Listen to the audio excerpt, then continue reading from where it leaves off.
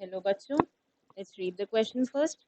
The question says glomerulonephritis is the inflammation of dash of the kidney.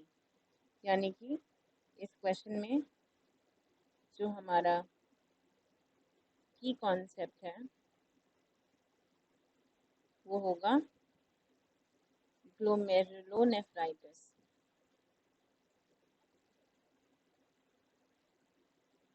अब इसे समझने के लिए हम इसे 3 पार्ट्स में ब्रेक कर लेंगे।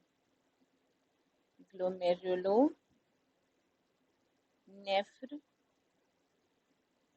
और आइटिस। और यहाँ पे हम कुछ और हेल्थ कंडीशंस को एज एन एग्जांपल ले लेते हैं, जैसे कि हेपेटाइटिस और पैनक्रियाटाइटिस। अब देखिए इसको भी हम तोड़ लेते हैं पार्ट्स में, हेपैट और आइटिस। अब यहाँ पे सिमिलरली पैनक्रियाट और आइटिस। अब देखिए आइटिस वर्ड इन तीनों में कॉमन है और इस आइटिस का मतलब होता है इन्फ्लेमेशन। ये एक जनरल सफिक्स है जो किसी भी वर्ड के बाद अगर लगा होगा तो इसका मतलब है इन्फ्लेमेशन। और जिस भी वर्ड के बाद लगा होगा मतलब जिस भी ऑर्गन की उस ऑर्गन के इन्फ्लेमेशन की बात कर रहा होगा। यहाँ हेपैट का मतलब है लिवर और यहाँ पैनक्रियाट का मतलब है पैनक्रियास।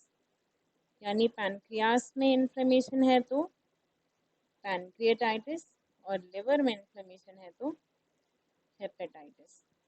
अब यहाँ हमारे क्वेश्चन में इसके पहले क्या लगा है, आइटिस माने इन्फ्लेमेशन।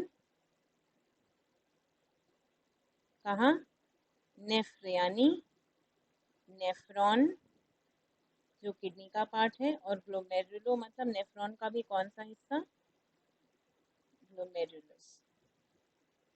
अब यहाँ पे ग्लोमेरुलस कहाँ होता है, तो ये रहा हमारा बाउमेंस कैप्सूल और इसमें एक प्रेजेंट होती है एफरेंट आर्टरियोल जो टॉक्सिन में इम्प्योर ब्लड को लेकर आती है नेफ्रॉन में।